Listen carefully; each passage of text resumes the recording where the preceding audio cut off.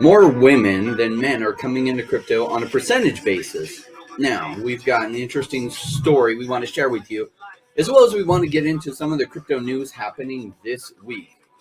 Welcome to the Crypto Rain channel. I'm your host, Jay Rain. If you like money in crypto and you're looking for a real investor's take on the crypto market, join the Rainmaker family by liking the video and subscribing with the all notification bell enabled. Do note, I'm not a financial advisor. I'm a crypto investor myself. Do own or plan to own most of what we talk about on this channel. I don't talk about crypto projects that I don't believe in. Special thanks to our Patreon members. We do have a private Discord that all our members get access to. Also, special thanks to our strategic relationship with WanChain that you can see down at the bottom. They do give us 500 WAN to give away every month that we give away to our viewers, usually at 125 WanChain a week in giveaways that we do. So stay tuned. We will do a live stream this Friday if you want to join us. That's likely when we'll be giving away those WanChain. That'll be Friday at 11 a.m. Pacific. Now make it rain on that like button. Strap in for the show. Let's welcome our producer, D Money. Hey, Jay, what's going on today, man? You know, living the dream in crypto. For me, it's just another day in crypto. Prices are down. I've been in it for 4.5 years now. So, and before that, I was in other markets, right? But the other markets move slow compared to crypto.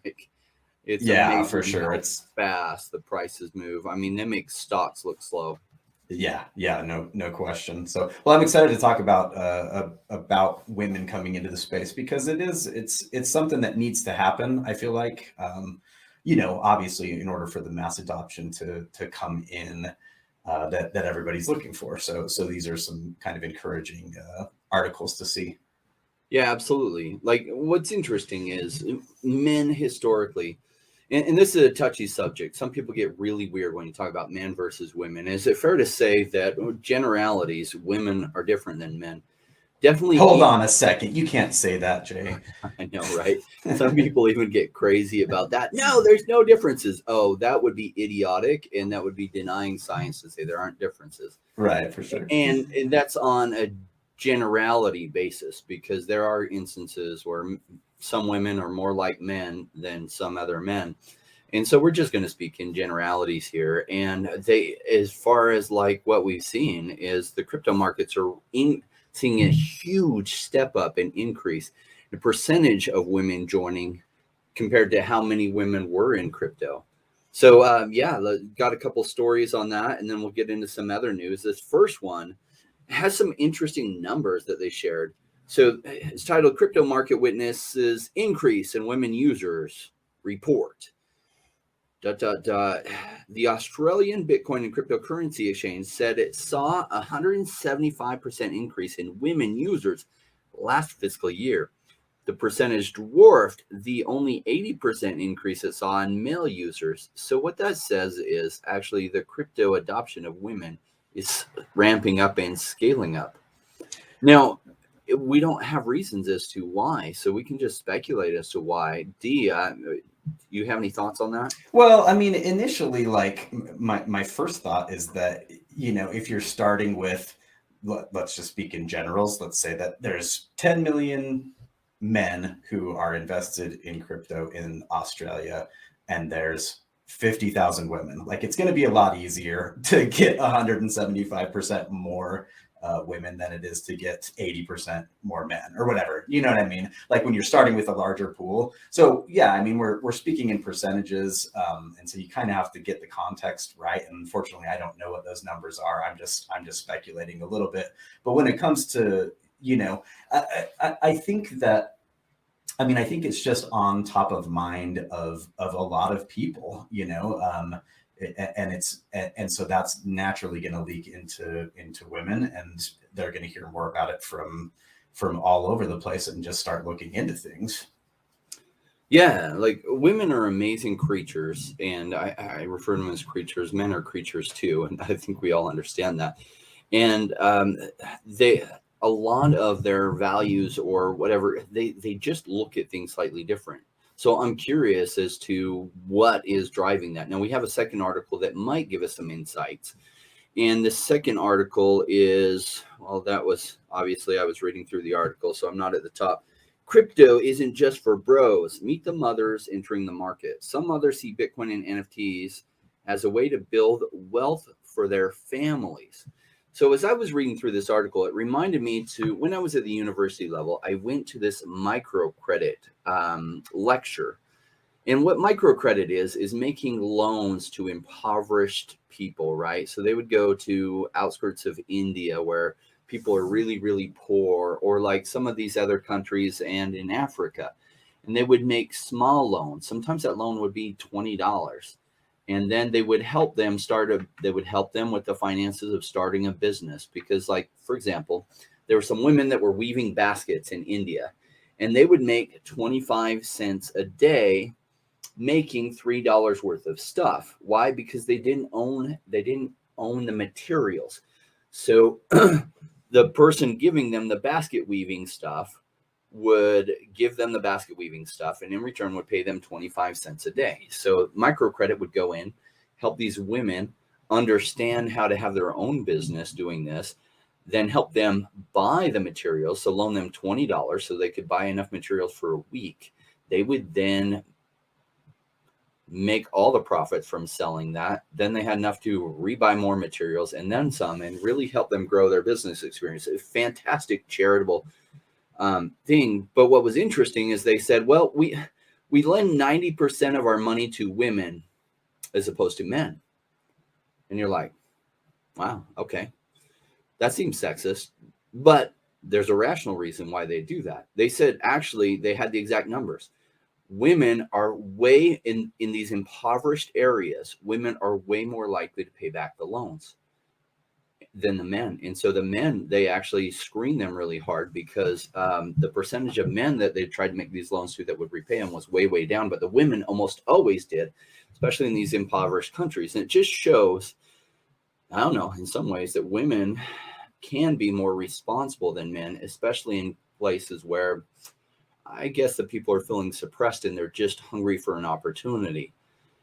That was interesting. It always kind of stuck with me. And so I wonder if, because the maternal nature and kind of like the instincts of women, this article doesn't hit on it, that they're looking for ways to build wealth for their families. Yeah. Use those words, right? Right. No, and that is a lot of what they talk about, is how I think women oftentimes, when there's a new like a new technology, like even with social media and things like that, I think that oftentimes they look at it in terms of like, how is this going to affect my children? How is this going to affect my family? And so when they see, hey, all this stuff about crypto, right? They're and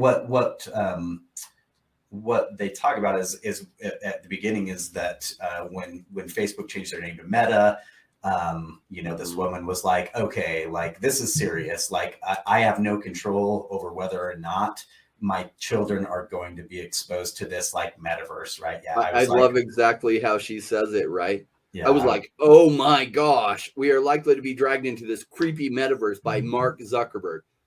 I've shared multiple times, I don't think people are going to trust Mark Zuckerberg. And this just, that statement encapsulates that feeling that I'm sorry. Yeah. So she took a more active role because of that. Right. Yeah. My whole point was to educate myself. I want to educate myself. I lived in Seattle during the .com bubble. I had no voice or power to do anything. So she wanted to educate herself. And then as she learned about the space, she was like, oh my gosh, like this is incredible. This is going to be life-changing. She's actually going to be launching some NFTs, her own NFT project, the Latchkey Kids, which is kind of a fun name. Funny.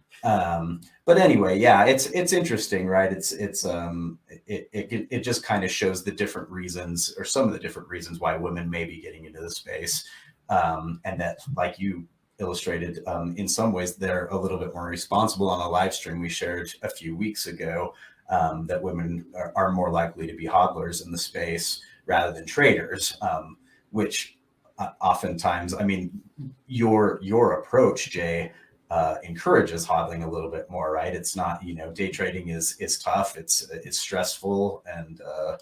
And so, yeah, it might make a little bit more sense for them to become rainmakers. In general, they have a lower risk appetite, right? Because they're looking at preserving, and possibly part of the adoption is driven by them losing trust in savings, right? Because their savings has been usually in dollars, whether that's in Australia, their fiat currency, or in US dollars, or Canada, and they're growing concerned with the devaluation they're seeing happen. So it might even be like them feeling like they're de-risking from fiat into something that they feel like has better potential. It also shared in that first article that men's average deposits were $2,060, whereas women's initial deposits averaged $2,381. So women are going in it even bigger than men from these numbers on their initial deposits. Now, I did share that men have $300 or $400 more on average in their accounts, but many of these men have been in it much longer, and these were the initial deposits by women. Curious how this is coming together. We're happy to see more women entering the space. It is normal that a new technology comes out, and at first the adoption is high among men, who usually are riskier and more drawn to technology. But as that technology matures, then a lot of women enter it. So I'm not shocked to see the jumping numbers, or the increase percentage-wise of women going way, way up. We do have some other stories today. Why don't we jump into some of those? Now, Coinbase suspended trading. My cursor ran away from me. There we go. Coinbase suspended their options to buy on Bitcoin, ETH, Dogecoin in India just one day into launch. Yeah, that sucks for them. But it seems like some regulatory hurdles came up. Who knew, in India, which actually has very tight restrictions. And so I'm not too shocked by that. And so they'll probably get those out of the way and be open back up. But, this further sets India back from crypto companies, feeling safe going into their environment, which is a regulatory nightmare going there. Other stuff today, I want to share this Mastercard article. Now, they filed 15 Metaverse and NFT related trademarks. As I read through what the trademarks were, a lot of what I could find on that has to do with their logo and carrying their branding into the metaverse and digital world. Interestingly, though, this shared that they hired 500 new hires at Mastercard, specifically to consult with banks and merchants about adopting crypto-enabled tech and NFTs.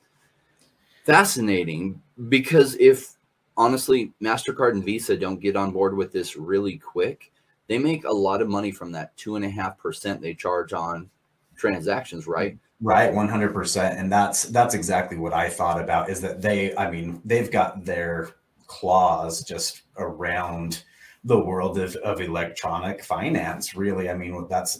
So every merchant is paying between 2 and 3, sometimes 4% every time that you swipe a credit card. Some of these 6% back for travel expense cards, like that, the retailers have to pay a ton. So if it ends up being that you can use Bitcoin for a fraction of a cent, and that's your currency, and it's decentralized, guess who is out to 4% of every transaction in the world, right? It's these guys. And so you ran a nice restaurant for a long time. And so I'm sure you're intimately familiar with how much you lose. Right. Because the necessary evil of accepting credit cards. Yeah, it's tough, and it's a double-edged sword. But because say you have $100 charge and it goes on a credit card, you would get like $97 of that. Right. But then your cost after you pay employees and food and everything, you might be at about 92 to 95%. So that extra 3% hits hard. Oh, sure. No, if you run a really tight ship for a restaurant, you're netting about 15% of the gross. So 3% is huge. Anyway, it's a big deal, and they need and they want to get into the space so that they can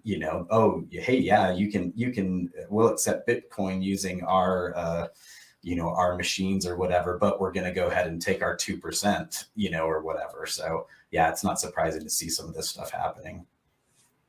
Totally. Now, some concern, Bitcoin keeps falling as former BitMEX CEO gives 30K Bitcoin price target for June. So the crypto market has tanked a little bit, and some of that is related to the regular markets tanking as the U.S. Fed is talking about not only not buying bonds, but going the other way and taking some money out of the market, and that they're going to raise rates higher. So the markets are panicking a little bit, the traditional markets. And what's funny is there's still a lot of correlation between the traditional markets and crypto, because a lot of the traders, the stock traders that also trade Bitcoin and stuff, they trade it like a tech stock. So when the stuff happens, they sell some Bitcoin too. And so we see a lot of correlation. I think over time that correlation will decrease. So some people are freaking out. It could go to 30K in the short term. I'm less interested in what's going to happen in the coming 3 or 4 weeks than what's going to happen in the coming 3 to 6 months. And then 4 years, 8 years, and 12 years from now. In fact, we just released a video on Bitcoin. I think Bitcoin is going to $10 million in the coming 12 years. And I explained in that video why. To other news, OpenSea. Well, we saw this one coming, didn't we, D? There was the article that we covered about the OpenSea hack, where there's a little lack of clarity on what the hack was all about. But apparently, tracking down what some of it was, is if you had listed, say you had a Bored Ape, and Bored Apes, when they first launched, what was it, like before February of last year, around February of last year, you buy it at 0.08 ETH was their launch price. And then they traded for about around that up to 1 ETH, or if it was a nicer one, 1.5 ETH, 2 ETH. And so some people had like listed their apes for sale, and then, you know, let the order didn't get filled and it expired because they didn't go straight up. They actually just monkeyed around at that price for quite a while, and then went crazy as some big investors came in, really started scooping them up. And then they went to a couple ETH, and they went to 4 ETH, and they continued to climb all the way to 100 ETH plus. Well, so if you never fully canceled out that order and you just let it expire, it seems like some hackers found a way to fulfill some of those orders. So buy it at that previous price you had it listed at. And then they immediately flip them for under the going rate for it, so they could get them offloaded. And so there's some lawsuits happening against OpenSea for that, and we'll see. This specific article by Vice talking about ticking time bomb, that as they get into discovery phase, if it gets to there, they're going to be asking a lot about the practices of OpenSea and might discover even bigger things that OpenSea could get in trouble for. So we'll see how that shakes out. Speaking of OpenSea, Solana NFTs can now be traded on OpenSea. That's a big development for Solana NFTs. They have had some pretty high price appreciation since the early days of Solana NFTs. A lot of scams coming through there too, but and a lot of rug pulls. But it's nice that they're now tradable on OpenSea. Yeah, for sure. And it's, you know, I mean, it was bound to happen, and we'll see what happens, you know, with some of the other major alts. If, you know, is Cardano next, as far as Cardano NFTs coming to OpenSea, and will OpenSea be the king as far as exchanges goes forever? Because there are a couple. Yeah, if they can make it interact with like the Yoroi wallet or something, it becomes pretty easy.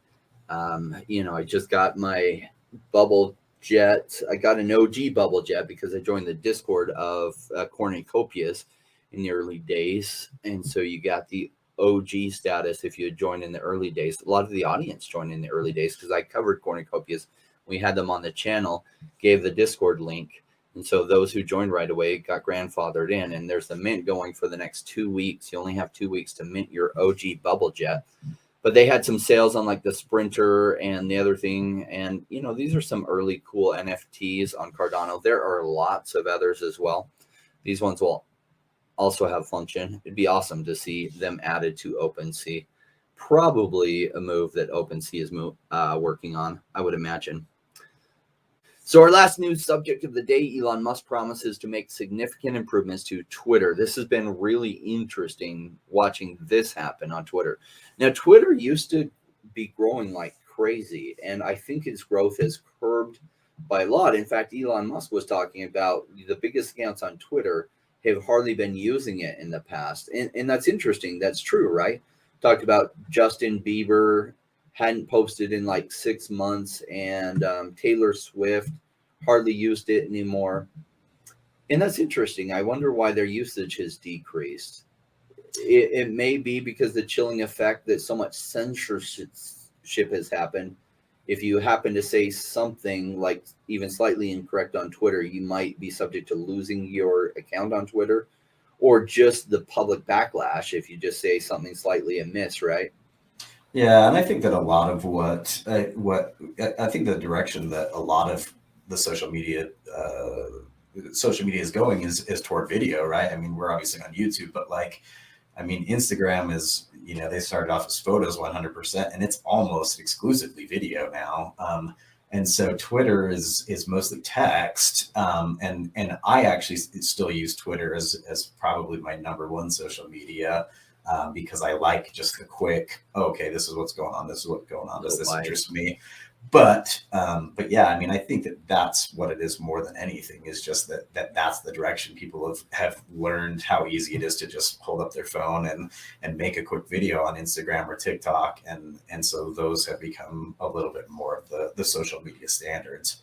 And maybe he's coming in there and he's criticizing them because if they don't change and adapt, they're going to become like MySpace, a part of the history. So he bought it, and he's been critical of them in some ways.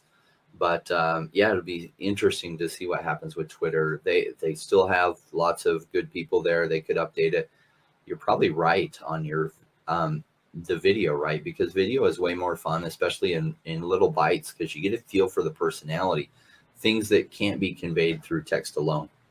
And so you get a feel for the person who's conveying the thoughts better too than just reading their words. Awesome. In the audience, if you're ready to be a rainmaker and join the Navy SEALs of crypto, do it. Join us. Remember, no rain, no gain. Came